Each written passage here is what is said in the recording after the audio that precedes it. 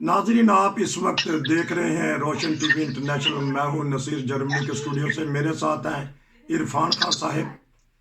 परवेज़ मुशर्रफ साहब अल्लाह को प्यारे हो गए। आज 5 फरवरी 2023 है।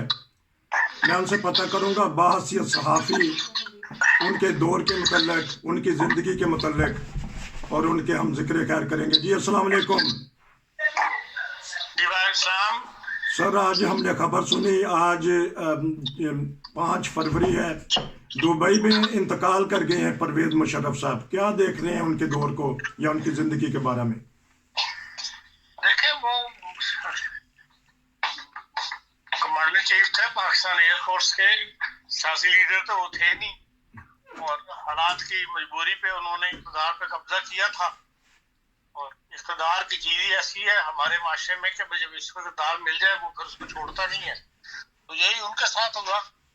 वो इक़्तिदार पर काबिज हुए तो फिर 10 साल गुजार गए वो उसी मजबूरी को लेके।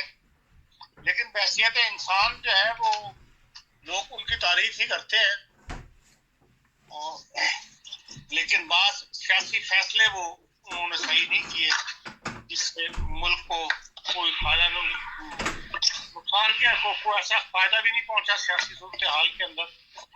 और एक तो ये है कि आज यौम कश्मीर है, कश्मीर पे भी उन्होंने काफी जिसे कहते हैं पेशरफ्त कर ली थी, और आखिर में कहते हैं कि वायदा होने लगा था लेकिन नहीं हो सका एंड पे आके। और अब भी जो कश्मीर पे बात की जाती है, खुर्शीद महमूद कसूरी साहब जब भी बात करते हैं वो यही कहते हैं कि भाई जो परवेज़ मुशर्रफ साहब जिस फार्मूले पे इंडिया को ले आए थे, अगर वो अभी भी उस पर इंडिया तैयार हो जाए, अभी तैयार हो जाए, तो हम कश्मीर का मसला जो हल हो सकता है वो एक बेहतरीन हल है। और आमतौर पे तो कश्मीर के मसले में फौजी रुकावट बनती रही है, और अब फौजी हुकूमत की तरफ से ही ये कश्मीर का एक फैसला जो है वो करने की तरफ रगोदौड़ की गई थी।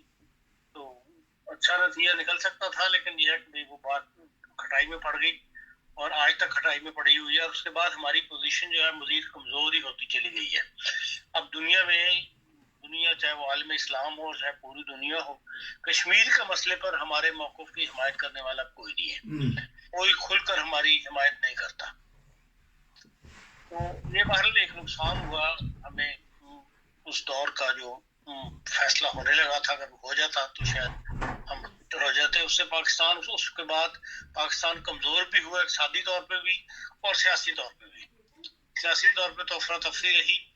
बहरहाल मैं मुशर्रफ साहब से तो दौर को इतना बुरा दौर नहीं समझता, सिवाय इसके कि उन्होंने पास सियासी फैसले गलत किए, और वो तमाम जनरल जितने भी होते हैं वो सियासी बसीरत ना रखने की वजह से सियासी फैसले उनसे गलती हो जाती है।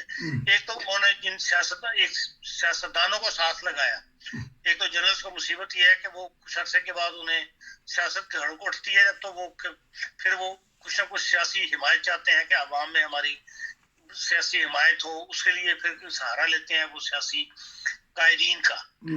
और मुशर्रफ साहब ने जो चुना वो जो तहरीक कायद जो बाद में कायद मुस्लिम लीग बन गई, ये लोग थे जिन्होंने उनको साथ दिया मुशर्रफ साहब को, और उन्होंने उनको कबूल कर लिया। लेकिन उनके बाद फैसले ऐसे थे जिनमें कहा जाता है कि शुजात और परवेज इलाही वगैरह जो है इनका अमल दखल था, जिससे पाकिस्तान की सियासत को भी नुकसान पहुंचा। और कोई पाकिस्तान में जो एक लिबरलिज्म की तरफ है, जिस तरह वो लिबरलिज्म शख्सियत खुद उनके मालिक थे परवेज मुशर्रफ साहब, उसको नुकसान पहुंचा, वो उस तरह लिबरल नहीं रहे। मसलन जो पासपोर्ट में मजहब का खाना उन्होंने खत्म किया था शनाख्ती कार्ड के अंदर, वो दोबारा बहाल हुआ, और वो अगले पासपोर्ट के ऊपर स्टैंप जो है वो लगाने का सिलसिला, उसके बारे में कहा जाता है कि भाई निसार मेमन जो था उनका वजीर इत्तलात उस जमाने में, वो और परवेज ये जो शुजात हुसैन है, इन दोनों के प्रेशर को उन्होंने कबूल कर लिया और ये फैसला अपना बदल लिया। और हालांकि वो अपने फैसले पे कायम रहते हैं, फौजी थे, फौज को तो कोई ऐसी सियासी बात की जरूरत नहीं होती। अगर वो फैसले पे कायम रहते तो उससे पाकिस्तान के हालात यकीन बदलते। कम से कम मजहबी तौर पर जो जुनूनियत हमें नजर आई है वो बढ़ती चली जा रही है, وہ اس میں فرق پڑ سکتا تھا. پھر اسی طرح جو لال مسجد والا واقعہ ہوا ہے اس کے اندر بھی انہوں نے کمزوری دکھائی, فیصلہ کرنے میں کمزوری دکھائی. وہ فوری فیصلے کر لیتے, جس طرح راحیل شریف نے ایک چیز فیصلہ کیا اور اس کے اوپر اس نے فوری طور پر قدم اٹھانے شروع کر دیے. اسی طرح وہ سیاسی لیڈروں کے اس میں آ گئے, علماء کے اس میں آ گئے چکر میں, اور وہ میٹنگیں شروع ہو گئیں اور اس کا حل تلاش کرنا شروع کر دیا. حالانکہ وہ لوگ اس قابل تھے ہی نہیں کہ وہ حل تلاش کرنا والی بات نہیں تھی. سب کو پتا ہے کہ وہاں پہ بے پناہ اسلحہ تھا اور وہ ایک عرصے سے اسلام آباد کی سڑکوں پر گھوم کے ڈنڈے پکڑ کے اور وہ اپنی حکمرانی قائم کر رہے تھے, اور اسی وقت ہی ان پہ ایکشن ہونا چاہیے تھا. لیکن وہ بات چیت کے میں اس معاملے کو لٹکایا گیا, اور اس کے اصل ذمہ دار جو ہے وہ پرویز مشرف صاحب ہی ہیں, کیونکہ وہ اس وقت ہی اقتدار میں خود تھے اور فوجی اقتدار تھا. تو اس لحاظ سے انہوں نے وہ اس کا نقصان ہوا پاکستان کے اندر, پاکستان سے باہر بھی بدنامی ہوئی پاکستان کی, اور ملک کے اندر بھی. پھر جو جب حکومت نیچے لگ گئی تو پھر علماء یا دہشت پسند تنظیمیں یا انصاف پسند تنظیمیں جو ہیں انہیں تقویت ملی اور انہوں نے زیادہ زور شور سے پاکستان میں کام کیا. اس لحاظ سے چند فیصلے جو ہیں پرویز مشرف کے وہ بہر جنہیں کہنا چاہیے کہ میں سمجھتا ہوں کہ اس سے ان کا نقصان ہوا, یا ان کو فوجی ہوتے ہوئے ہم ان سے ایسی توقع نہیں کرتے تھے ان فیصلوں کی, اس سے نقصان ہوا. میں ایک دفعہ ان سے یہاں پر ملاقات تو نہیں کرنی چاہیے, جو یہاں انہوں نے برل میں دورہ کیا تھا اس وقت ہمیں ساتھ رہنے کا موقع ملا تھا جرنلسٹوں میں. تو اس وقت ان کے ندیم تاج صاحب تھے, میجر ہوتے تھے وہ چیف آف دی اسٹاف, ان سے میری ایک تفصیلی ملاقات ہوئی تھی وہیں ہوٹل کے لابی کے اندر, اور اس میں نے بعض باتیں ان سے گوش گزارش کی تھی. تو میرا تو خیال تھا کہ شاید یہ اگنور کر دیں گے, لیکن انہوں نے باقاعدہ وہ بات جا کے کی پرویز مشرف صاحب سے, اور مجھ سے پھر انہوں نے وہ ندیم تاج صاحب نے دوبارہ ملاقات کر کے تو وہ ایف آئی آر مانگی, جس کا میں نے ان سے خاص ذکر کیا تھا کہ پورے شہر کے اوپر ایف آئی آر کاٹی گئی ہے. تو انہوں نے کہ میں نے جلسہ سے بات کی ہے, تو وہ کہتے ہیں کہ وہ ایف آئی آر مجھے دکھائیں. تو میرے پاس تو ایف آئی آر نہیں تھی. میں نے کہا یہ تو ایف آئی آر کٹی ہوئی ہے, آپ جس تھانے میں کٹی ہے اس کا نام بتا دیا میں نے کہ آپ یہاں جا کے یہاں سے منگوا لیں وہ ایف آئی آر اگر آپ کچھ کرنا چاہتے ہیں تو. لیکن اس کا مطلب بات سن لیتے تھے, ان سے بات کی جا سکتی تھی, اس قسم کی شخصیت کے مالک تھے. بہرحال اب اس دنیا میں نہیں رہے, اللہ تعالیٰ ان کے درجات بلند کرے اور جو ان سے غلطیاں ہیں ان کو معاف کرے. یہ ایک افسوسناک پہلو ہے کہ ان کو حالات اینڈ پہ اس قسم کے ہو گئے تھے, انہیں ملک سے بھاگنا پڑا, اور ان کی والدہ کی وفات بھی ہوئی تو ان کا جنازہ بھی جو ہے پاکستان میں نہیں دکھا سکے. وہ دبئی میں دفن ہے, یہ خود پاکستان میں آ کے ان کی تدفین ہوگی, والد کی بھی پاکستان میں تدفین ہے. اور اس قسم کی یہ صدمہ بھی انہیں برداشت کرنا پڑا, اور میں سمجھتا ہوں کہ اس میں اتنی نرمی ہونی چاہیے کہ جو بندہ فوت ہو جائے, جس کے والدین فوت ہو جائیں, ان کو بہرحال اپنے ملک لا کے دفنانے میں کسی کو رکاوٹ نہیں بننا چاہیے. میں نے ایک پروگرام میں بات کی تھی کہ بھئی ان کی والدہ کا تدفین جو ہے پاکستان میں ہی ان کے والد کے ساتھ ہونی چاہیے تھی, والد کے پہلو میں. اس میں جو لوگ رکاوٹیں بنے ہیں انہوں نے کوئی اچھا قدم نہیں اٹھایا, لیکن بہرحال ہمارا معاشرہ بھی انتہا پسندی کی طرف راغب ہے, تو جو فیصلے کرتے ہیں وہ انتہا پسندی کو سامنے رکھ کے کرتے ہیں. اب وقت گزر گیا, اب جو ان کی غلطیاں تھیں اللہ معاف کرے, اور حیثیت انسان وہ ایک اچھے انسان تھے, اور سیاسی فیصلوں میں جو غلطیاں ہوئی وہ سب نے کی ہیں, ان میں پرویز مشرف بھی شامل ہے. تو ہمارے جو ڈکٹیٹر ہیں ضیاء الحق بھی ہیں, یہ بھی یہ دباؤ میں کیوں آ جاتے ہیں, خاص طور پہ مذہبی انتہا پسندوں یا مذہبی شر پسندوں کے؟ دباؤ والی بات نہیں ہوتی, یہ ہوتا ہے کہ انہیں حمایت چاہیے ہوتی ہے. شروع کے جب تک فیتے لگے ہوئے ہوتے ہیں نا بندے کو, اس وقت تک تو آرڈر چل رہا ہوتا ہے کہ فوج جو حکم دے دیا وہ اگلے اطاعت کر رہے ہوتے ہیں. پھر آہستہ آہستہ جب سیاسی عمل کی طرف جاتے ہیں یہ, تو پھر ان کو سیاستدانوں کی حمایت کی ضرورت ہوتی ہے. پھر جو اور وہی سیاستدان ان کی حمایت کرتے ہیں جو موقع سے فائدہ اٹھانا چاہتے ہیں. نظریاتی لوگ وہ نہیں ہوتے, کوئی نظریاتی کبھی نظریات دیکھا نہ ضیاء الحق کے ساتھ کوئی نظریاتی آدمی لگا, نہ پرویز مشرف کے ساتھ کوئی نظریاتی آدمی لگا.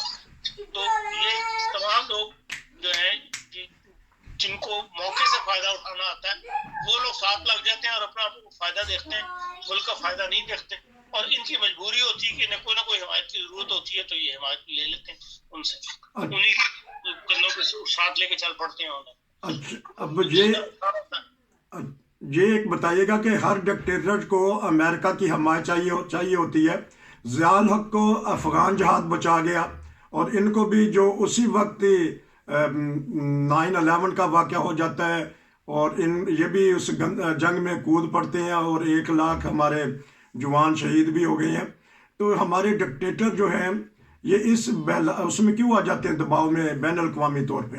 دیکھیں، ہم ہمیشہ سے امریکن بلاک میں رہے ہیں، اور امریکن بلاک سے ہی ہم نے سب سے زیادہ مدد لی ہے. چاہے وہ کمبل ہو، چاہے وہ گھی ہو، چاہے وہ گندم ہو، ہمیں امریکہ سے ملتی رہی ہے. اور جو قرضے ملے ہیں کیش کے، وہ بھی امریکہ سے ملتے رہے. بہرحال آہستہ آہستہ امریکہ یہ کر کے پاکستان کو اپنے قبضے میں کر لیا اس نے. اور آج بھی آپ دیکھ لیں کہ جو درمیان کا پیریڈ بیچ میں آیا تھا چائنا کے سیپک والا، اس کو اخیر پھر امریکن جیت گئے ہیں، اور امریکہ نے دوبارہ جو ہے پاکستان کے ساتھ رابطے بحال کر لیے ہیں. یہ امریکہ سے غلطی ہوئی تھی کہ امریکن جہاد کے بعد وہ ایک دفعہ بالکل پیچھے ہٹ گیا تھا، اور وہ فیصلے ترمیمیں وغیرہ پاکستان پہ پابندیاں لگ گئی تھیں. تو اس وقت پاکستان نے ظاہر ہے متبادل راستے تلاش کر لیے تھے، لیکن کوشش یہی رہی پاکستان کی بھی کہ امریکہ سے تعلقات جو ہیں بحال ہو جائیں، اور آخر بالآخر انہوں نے تعلقات بحال کر لیے تھے. اور اب بھی نظر یہی آ رہا ہے کہ جو سارا سیٹ اپ وغیرہ چینج ہوا ہے پاکستان کے اندر، سیاسی سیٹ اپ چینج کیا گیا ہے، وہ بھی امریکہ کے کہنے پہ کیا گیا. اور نیا سیاسی سیٹ اپ جو بنے گا وہ بھی امریکن پالیسی کے تحت ہی بنے گا. جی، کیونکہ اس وقت حکومت ہے پی ڈی ایم کی، یا کہنا چاہیے نون لیگ کی، تو کیا آپ کی طرف سے کیا آواز اٹھے گی کہ کس طرح کا رویہ ان کی فیملی کے ساتھ، یا کن لمحات سے یہ گزرے، تو اس بارے میں بتائیے گا. دیکھیں، ان کی اگر وہ تقسیم یہاں پاکستان میں کرنا چاہتے ہیں تو ان کو کرنے دینی چاہیے. اور پورے بہرحال جب ہوگی تو پھر پاکستان میں ہوگی تو پھر پورے فوجی اعزاز کے ساتھ ہوگی. فوج ہمیشہ اپنے سی این سی کا یا اپنے چیف کا خیال، سفر سالار کا خیال کرتی ہے، اور وہ لیکن پورے اعزاز کے ساتھ دفنائیں گے. اور اس میں کسی کو رکاوٹ بننا بھی نہیں چاہیے. جو بندہ فوت ہو گیا اس کا جو ہے خدا کے حضور پیش ہو گیا، اس دنیا سے رابطہ ختم ہو گیا. وہ جانے، اس کی غلطیاں جانے، اس کا اچھا برا جانے، اور خدا جانے. اور سیاستدانوں کو نہ تو ایسے بیان دینے چاہیے جس میں ان کے منفی پہلو یا ان کو تنقید کا نشانہ بنایا جائے، اور ان کی شخصیت سے متعلق جو ہے وہ ایسی منفی باتیں نہیں کرنی چاہیے جو کہ ہماری تعلیم کے بھی خلاف ہے، اسلام کی تعلیم کے بھی خلاف ہے. اور باقی جو وقت تھا وہ گزر گیا. اب بہرحال ان کو تدفین میں پورے حساب کے ساتھ دفن ہونا چاہیے. آپ ایک صحافی ہیں، انہوں نے میڈیا کو اور صحافت کو کچھ نہ کچھ آزادی دی ہے، یہ کریڈٹ جاتا ہے ان کو؟ دیکھیں، ان کے زمانے میں بہت زیادہ ٹی وی چینل کھلے ہیں، اس میں کوئی شک نہیں. اور اس میں یہ بھی تھی کہ ان میں برداشت بہت تھی. اچھا، ان پر لوگ باتیں کر لیتے تھے، اخباروں والے بھی کھل کے لکھ لیتے تھے، کھل کے بات کر لیتے تھے، تو وہ اس کو برداشت کرتے تھے. اور جو یہ بڑے بڑے ٹی وی یہ اخبار نویس ہیں، یہ ان کے ساتھ ان کی اکثر ملاقاتیں ہوتی تھیں. ان کو بلاتے تھے میں وہاں پہ پریزیڈنٹ ہاؤس کے اندر، ان سے گفتگو کرتے تھے. اور اس وقت بھی اخباروں میں یہ لکھا تھا کہ بھئی وہ ان میں برداشت بہت زیادہ ہے، اور جو بھی ہم بات کرتے ہیں اس کو وہ سن لیتے ہیں اور برداشت کرتے ہیں، اور مسکرا کے یا مطلب غصے میں نہیں آتے، اس کا جواب دینے کی کوشش کرتے ہیں. اس لحاظ سے آپ کی بات صحیح ہے کہ انہوں نے پریس کو بہت آزادی دی تھی. جس قسم کے پریس میں آج کل مشکلات کا سامنا کر رہا ہے پچھلے 2-3 سال میں، وہ بات نہیں تھی.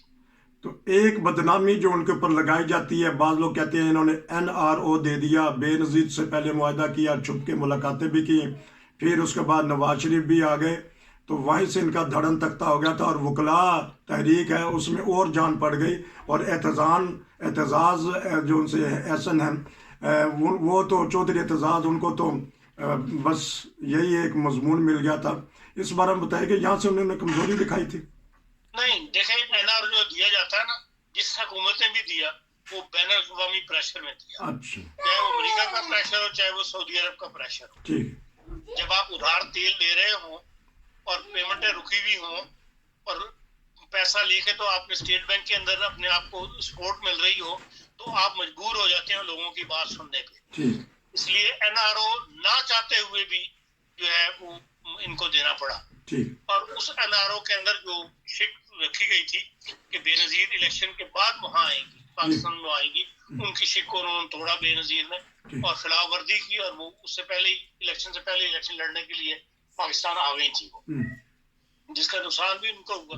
اس لیے این آر او ہمیشہ بین الاقوامی پریشر میں دیا جاتا ہے. اس میں کوئی ذاتی خواہش یا ذاتی اس کا اتنا مال دخل نہیں ہوتا جتنا بین الاقوامی پریشر کے آگے سرنڈر کرنا پڑ جاتا ہے. وہی پرویز مشرف نے کیا اور وہی آنے والی بات کی حکومتوں نے بھی کیا. ناظرین یہ مشرف کے اپنے ملک چھوڑنے کے اندر بھی بین الاقوامی تھا. بین الاقوامی جو وہ آ گئے تھے تو سیاستدان تو خوش ہو گئے تھے کہ ان کو مقدمے چلیں گے اور یہ ہوگا اور وہ ہوگا، لیکن یہ کہ بین الاقوامی پریشر ان کو بھی مدد کی لوگوں نے اور ان کو لے گئے نکال. پاکستان پہ ہمیشہ بین الاقوامی طاقتیں جو ان سے پریشر ڈالتی ہیں، چاہے وہ ڈکٹیٹر ہو چاہے وہ سیاستدان. پرویز مشرف صاحب کا باب ختم ہو گیا. اب تاریخ دیکھتے ہیں کہ ان کو کن الفاظ میں یاد رکھے گی. یہ ہم نے آج دوسرا پروگرام کیا عرفان خان صاحب کے ساتھ. آپ کا بہت شکریہ. انشاءاللہ پھر ملاقات ہوگی. نصیر کو اجازت دیجیے. السلام علیکم.